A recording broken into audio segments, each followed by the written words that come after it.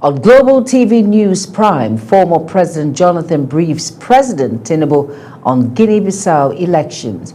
In business, Nigerians' gross domestic product rises by almost 4% in the third quarter of 2025. And on the foreign scene, Australia's age verification technology scores amidst concern. And in sports, Kebbi's one-handed badminton player wins gold medal at West African Championship. Hello and welcome to all our viewers in Nigeria and around the world to News Prime on Global Television, coming to you live from the nation's capital, Abuja. I am Jumai Manson. A quick reminder that Global Television is on DSTV channel 365 and Star Times channel 276. Now the news in full. In a major step towards straightening parliamentary governance across the continent, legislative aides from several African countries gathered in Abuja for the inaugural African Legislative Aides Conference, ALEC, an initiative aimed at boosting the quality and efficiency of legislative support systems in African democracies. Our political correspondent, Obong Osoro, tells us more. The conference, hosted by the National Assembly Legislative Aides Forum, NASLA, brought together parliamentary support professionals for a comprehensive training program focused on improving legislative operations. This year's theme, Empowering Legislative Aides as Strategic Drivers of Parliamentary Effectiveness in African Nations, underscored the increasing recognition of aides as critical players in modern lawmaking. Opening the session, the chairman of NASLAP, Emeka Nwala, highlighted the importance of equipping aides with stronger skills in policy research, legislative drafting, oversight function, political communication, areas he said are central to effective lawmaking. Importantly, this will give our parliamentary leaders renewed optimism that as their aides, we are assisting them to bring desired change in our democratic process. Also addressing the participants, the president of the Nigerian Bar Association, Mazi Afamusiwe, stressed the need for improved welfare and professional support for aides, noting that legislative institutions rely heavily on their expertise to strengthen democracy across Africa. Therefore, this conference, which focuses on empowering legislative aides as strategic drivers of parliamentary effectiveness in African nations, is a welcome conversation. Delivering the keynote address, Speaker of the Transitional National Legislative Assembly of South Sudan, Right Honorable Jema Kuma, emphasized that legislative aides are not mere political appointees, but foundational pillars of legislative excellence and institutional continuity. For harmonizing legislation, improving institutional performance, and strengthening cooperation. This benchmarking initiative have taken our MPs and the staff to parliaments across Africa and beyond.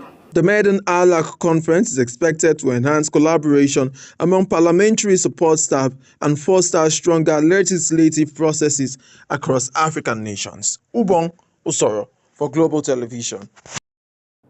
Meanwhile, in another development from Guinea-Bissau, former President Goodluck Jonathan has briefed President Bola Ahmed Tinubu in Abuja and called for the immediate announcement of the disputed presidential election results.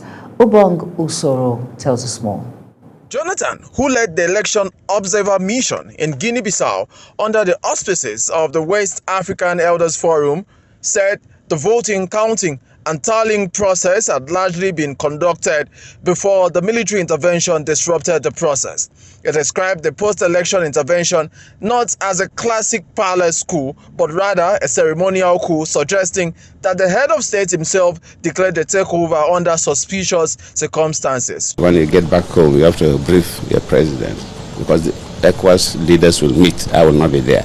So you'll be able to get first-hand information. According to Jonathan, officials from the regional and continental bodies, including the Economic Community of West African States, ECOWAS, and the African Union, AU, were present in all regions during the election process, therefore have access to authentic results, which he urged bodies to formally announce the winner without delay.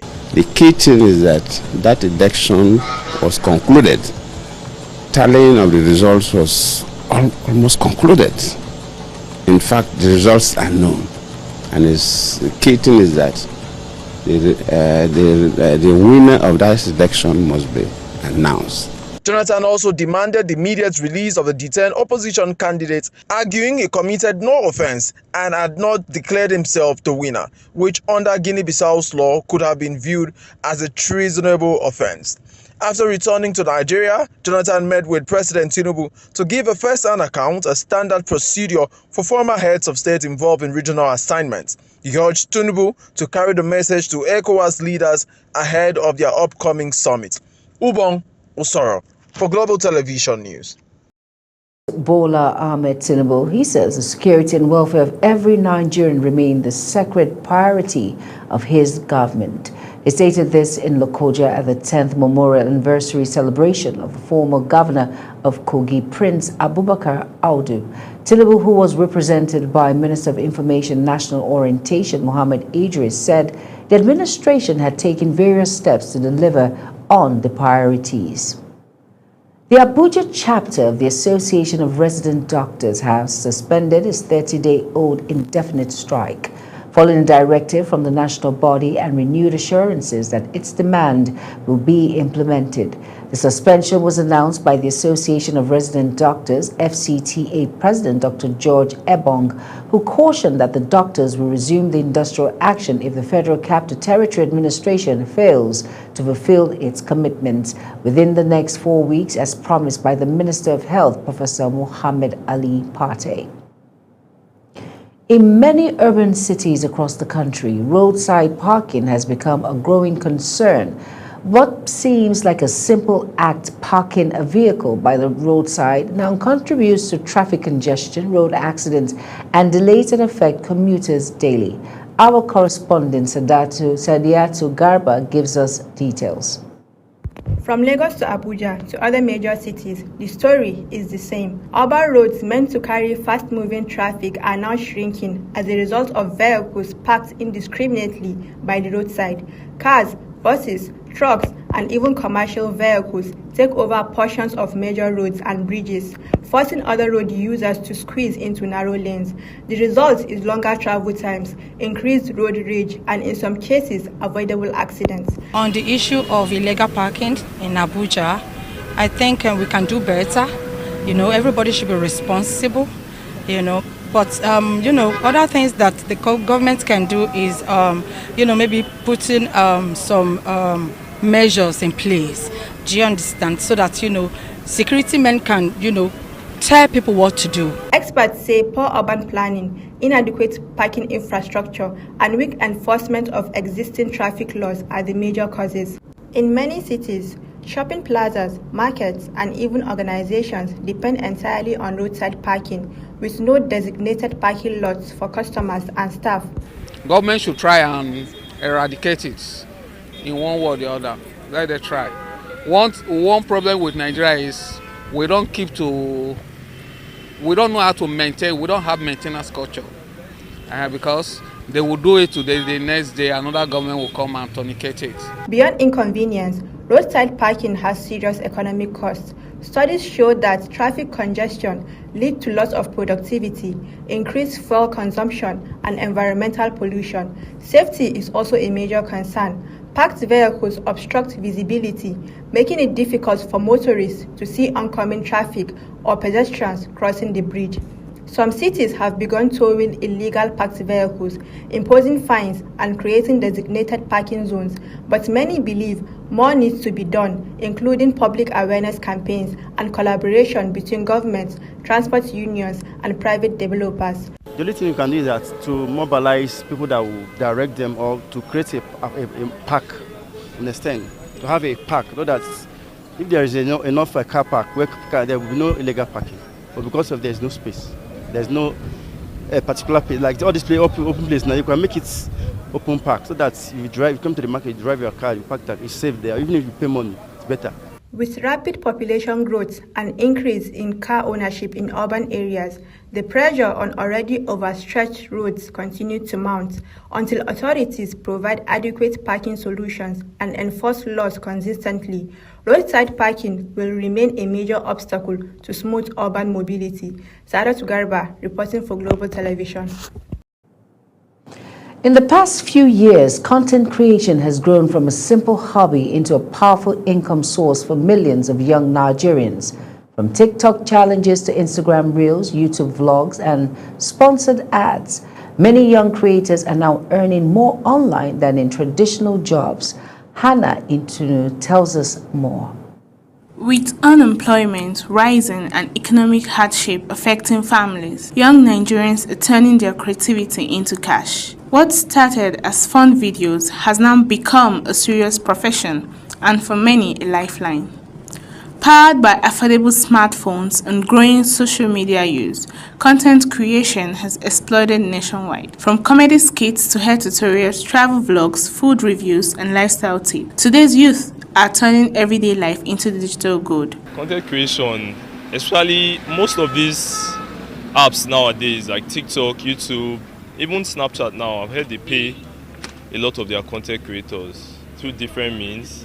One of the major difficulties I feel is engagement, especially when starting.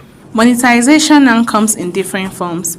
Brand partnerships, sponsored posts, affiliate marketing, YouTube ads, live stream, and even digital products. For some creators, one viral video can change everything. Beyond fame, content creation has created new jobs: editors, photographers, managers, makeup artists, and social media assistants. Entire communities are now built around digital creativity. You can monetize your TikTok content and get more money. Then we have gifting also, that is where the audience give you stars and all of that. But the journey isn't perfect. Poor electricity, high data costs, and saturated competition make it hard for beginners to grow. Some also face cyberbullying and pressure to constantly stay relevant. Yet, despite these challenges, more young Nigerians are embracing content creation as a modern career, one driven by talent, consistency, and opportunity. The difficulties is, I think it's more from the apps, like the Facebook, the TikTok. I think they have high standards that are making them go all out, just all out. In a country where traditional jobs are scarce, creativity has become currency. For these young creators, social media is not just entertainment, it's empowerment. Lily Samihana reporting for Global TV. Kano State government has dismissed widespread rumors suggesting an impending security crisis in the state, insisting that Kano remains calm, stable, and fully secured. A statement issued by the Director General Media and Publicity, Sanusi Dawakin Tofa, says the government noted that no credible intelligence indicates any imminent threats to public peace.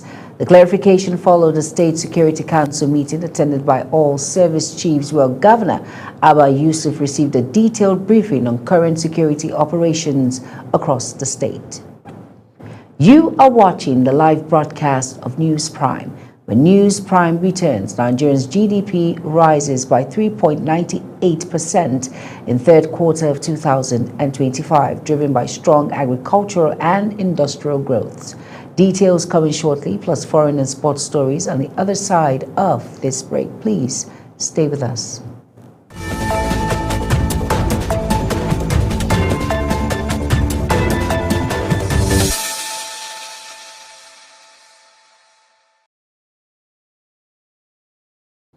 You're welcome back, and if you're just tuning in, this is News Prime on Global Television.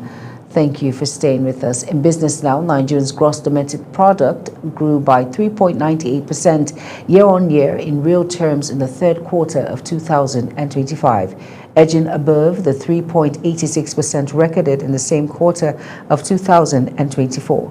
Fresh data released by the National Bureau of Statistics indicates that in its third quarter GDP report, the Bureau highlighted broad-based improvements across key sectors.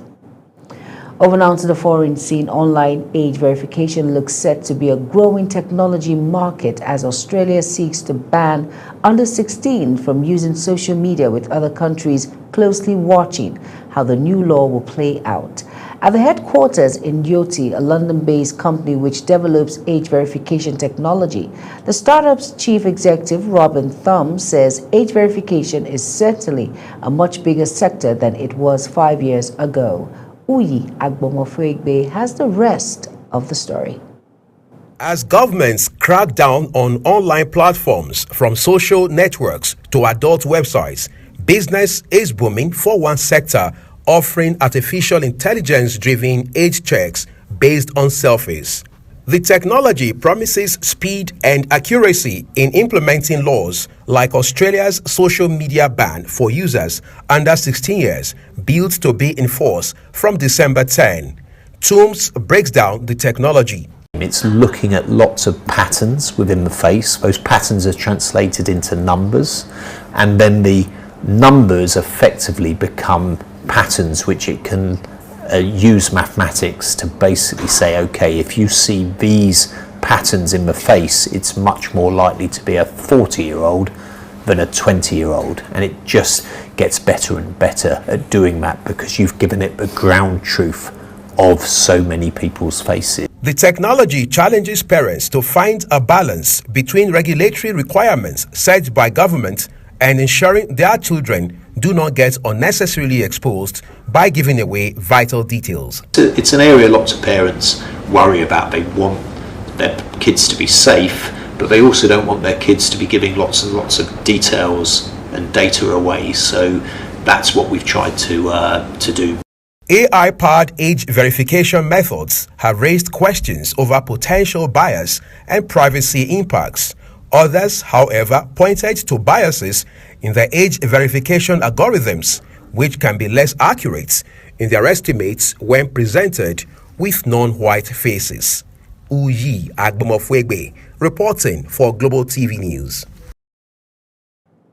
Still on the news, Israelis gathered outside President Isaac Herzog's residence on the Sunday, protesting Prime Minister Benjamin Netanyahu's request for a presidential pardon as he faces ongoing corruption trials. Over now to Mukhtar Qasim for more details. Protesters say Netanyahu's move is an attempt to escape accountability in a trial that has dragged on for years. They insist that granting a pardon would undermine the rule of law and deepen mistrust in state institutions. Demonstrators also accuse Netanyahu of using political influence to pressure the presidency. Our message to Herzog is clear. In Israel is still a democracy, and in a democracy, every citizen, never mind if he's a small citizen or the prime minister, need to put his time in court, and if he has something to someone is accusing him of something, he needs to prove that he's innocent, and Netanyahu knows that he is not innocent, and this is now he wants to run from his trial. President Herzog, you need to protect the people of Israel.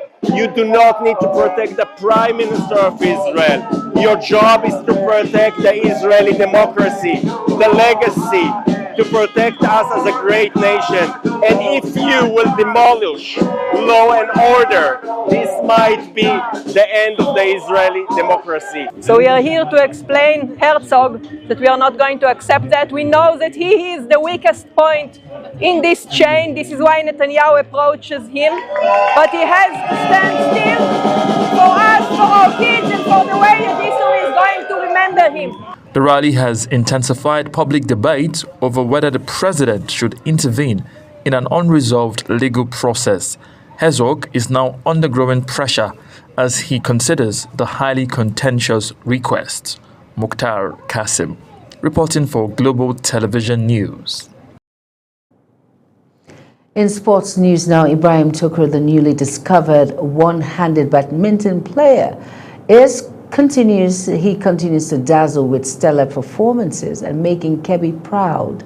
He won gold medal at the just concluded West African Para Badminton Championship Gateway Games in Ogun State 2025. Since his debut after hitting the headlines barely a year ago, Ibrahim, a member of the CST-KB TV Badminton Club Birnin Kebbi, has won many laurels of both local and national levels. Still on sport, Bayern Munich president Uli Hoeneß has reflected on the club's transfer policy during the 2025 summer window, noting that the club made the right decision not to sign Xavi Simons, Jermaine Griftins and Benjamin Sisko. Fabian Romano quoted the president as saying the club made the right decision not to sign the players, referring to young talents Xavi Simpson, Jermaine Bernard Griftins and Benjamin Sisko. Hoeneß defended the club's caution approach, pointing to the potential financial risk of aggressive spending and emphasizing Bayern's commitment to sustainable growth. As Global TV News Prime comes to an end, here's a quick look at our top stories again. Brought to you that former President Goodluck Jonathan has briefed President Bola Ahmed Tinubu in Abuja and called for the immediate announcement of the disputed presidential election results. In business now, Nigeria's gross domestic product grew by 3.98% year-on-year in real terms in the third quarter of 2025, edging above the 3.86% recorded in the same quarter of 2024. And on the foreign scene, online age verification looks set to be a growing technology market as Australia seeks to ban under-16s from using social media, with other countries closely watching how the new law will play out. And finally, in sports, Ibrahim B. Tukur, the newly discovered one-handed badminton player, continues to dazzle with stellar performances and making Kerry proud. And that's it on News Prime. A quick reminder that Global TV is on DSTV channel 365 and Star Times channel 276. Kindly follow us across all social media platforms now showing on your screen by using @GlobalTVNG. I am Jumai Manson. Thank you for watching.